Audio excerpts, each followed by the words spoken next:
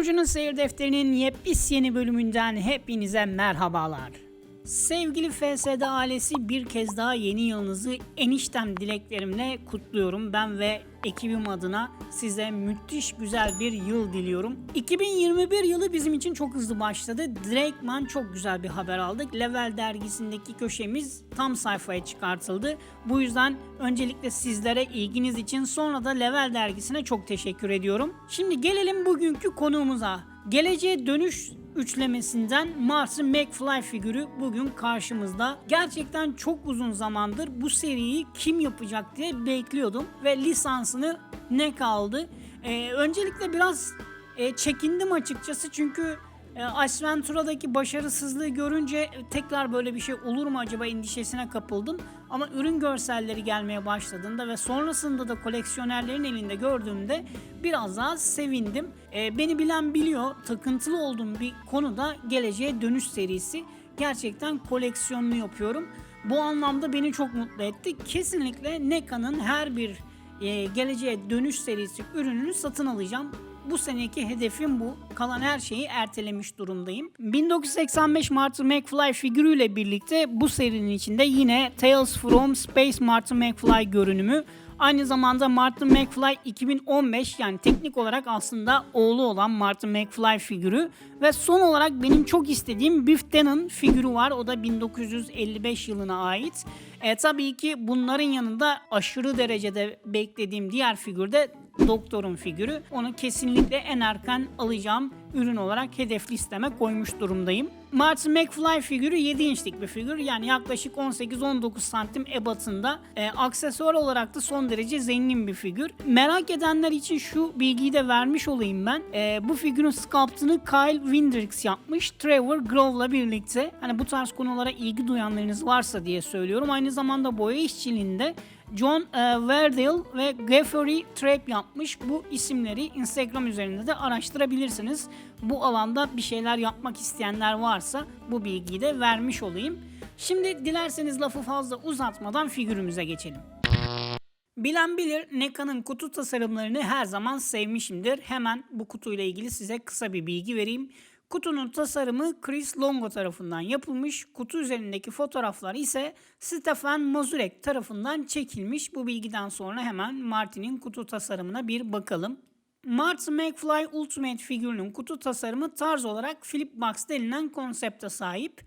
Ön tarafta filmin ikonik posterini görmekteyiz.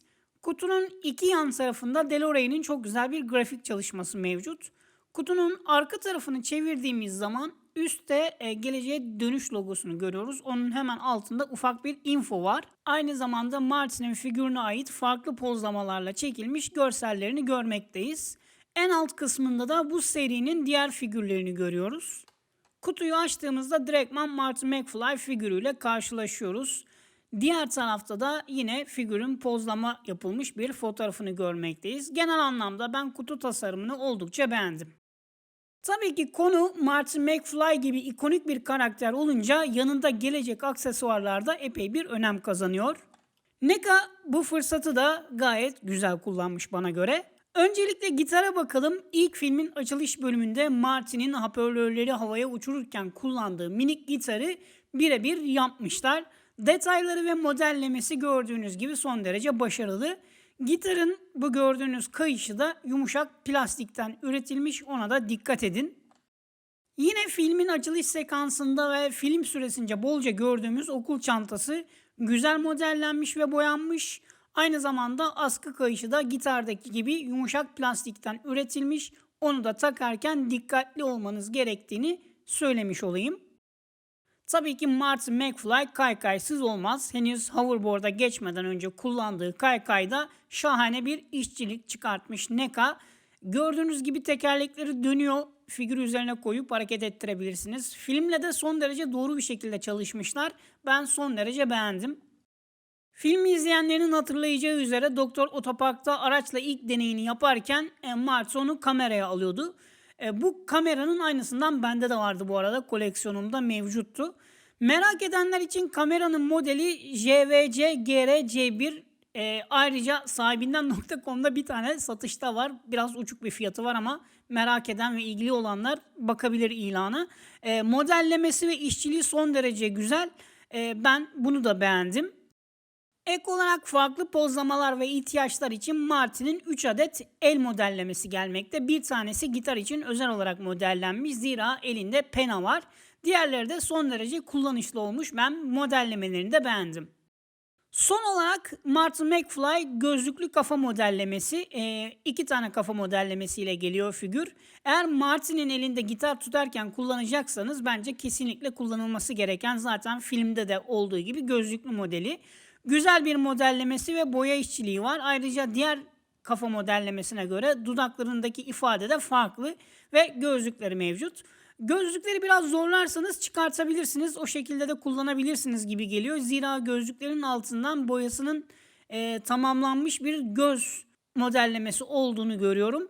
Tabi bu size kalmış. Bunu isterseniz bu şekilde, isterseniz customlayarak kullanabilirsiniz. Şimdi her zaman yaptığımız gibi kafa modellemesiyle başlayalım. NECA bu figürü ilk duyurduğunda, bu seriyi ilk duyurduğunda ben çok heyecanlanmıştım. Çünkü gerçekten bilen biliyor, geleceğe dönüşle ilgili büyük bir tutkum var ve koleksiyoncusuyum. İlk fotoğraflar geldiğinde beğendiğimi söyleyebilirim. Tabii ki de tatmin olmadım. Figürün çıkmasından sonra koleksiyoncuların elinde gördüğüm zaman biraz rahatladım. Tabii ki de Martin McFly'a Hot Toys'taki gibi birebir bir benzerlik söz konusu değil. Fakat oldukça yakın olduğunu söyleyebilirim. Siz de görüyorsunuz zaten. Şöyle bakalım. Saç modellemesini ben beğendim. Gerçekten de Martin McFly'in saç modellemesine oldukça benziyor. Gözleri, kaşları, burun ve dudakları modellemeleri son derece güzel. Ayrıca cildin üzerinde de bir boya işçiliği uygulanmış. Direktman kullanılmamış. Ten renginde değil. Bazı gölgelemeler ve bazı kızarıklık noktaları var. Bunlar da başarılı olmuş. Sadece şu kulağın, saçların altında kalmış durumu pek hoşuma gitmedi ama çok önemli değil. Kafa modellemesini gerçekten beğendiğimi söyleyebilirim. Şimdi geçelim Martin McFly figürünün body'sine. Öncelikle şunu söylemem lazım. Gerçekten çok başarılı bir iş çıkartmış NECA figürde. Özellikle çok katmanlı modellemesi olan bir işte kesinlikle kolaya kaçmamışlar ve her bir detayı figüre işlemişler. Martin'in kıyafetlerinde ilk katmanımız mont. NECA modellemesinde ve boya işçiliğinde nefis bir iş çıkartmış. Her bir detayı muhteşem güzel. Düğmeleri, dikiş izleri, yakalığı gayet başarılı bir şekilde kotarılmış. Onun altında kot ceketi var. Yine aynı şekilde film ile son derece doğru bir modelleme ve boya işçiliğine sahip. Detayları şahane. Hatta şöyle hafif kaldırayım. Filmde gördüğünüz rozetlerine kadar yapılmış. Müthiş gerçekten. Onun altında kareli gömleği var. Şöyle hafif araladığım zaman askılıkları da görmektesiniz. Boyaması, modellemesi ve dinamizmi nefis. Hatta onun altında da tişörtünü görebiliyorsunuz. O kadar katmanlı bir iş var ortada. Şöyle bir ipucu vereyim ben size. Üst taraftaki kırmızı ceket çok kolay bir şekilde çıkartılabiliyor. Bakın şu gördüğünüz yerden ve arkada bir yerden yapıştırılmış. Şahsen ben bu figürden bir tane daha edinip sadece gitarlı sekansı diorama şeklinde yapmak istediğim için bunun bu bölgelerini çıkarttım. Bu kırmızı montu çıkartıp sadece kot ceketiyle figürü bırakabiliyorsunuz. Bu da size bir fikir olarak burada kalsın. Martin'in kollarına da bakalım. Kot ceketinin tasarımı yine aynı şekilde nefis gözükmekte. Bilek taraflarında kollar sıvanmış ve ceketin içindeki modellemeleri ve desenleri görebiliyorsunuz. Bu kadar detaylı bir iş yapmışlar.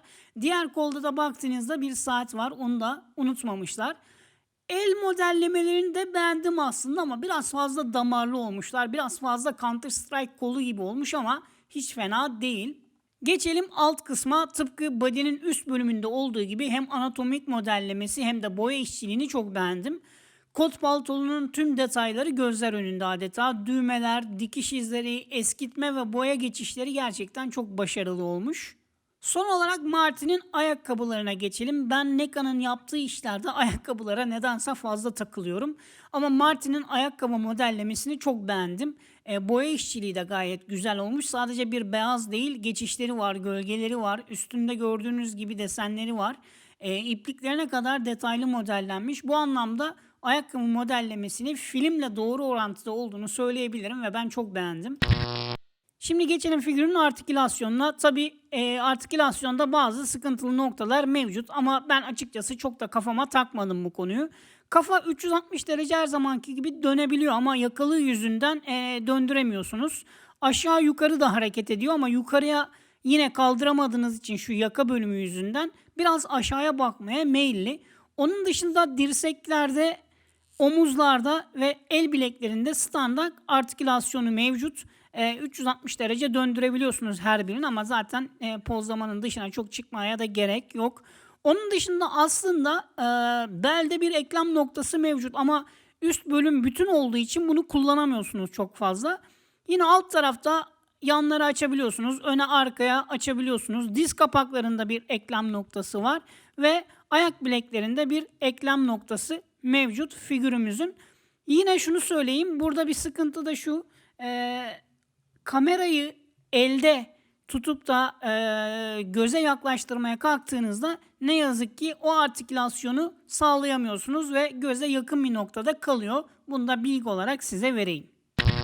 Son olarak toparlayacak olursak, gerçekten geleceğe dönüş fanıysanız ya da sinematik evrendeki figürleri, karakterleri topluyorsanız kesinlikle girmeniz gereken figür ve seri bu. Ben çok başarılı buldum. Diğer figürleri de görmek için sabırsızlanıyorum. Figürü Türkiye'de de bulabilirsiniz. Bu anlamda da ulaşması kolay bir figür.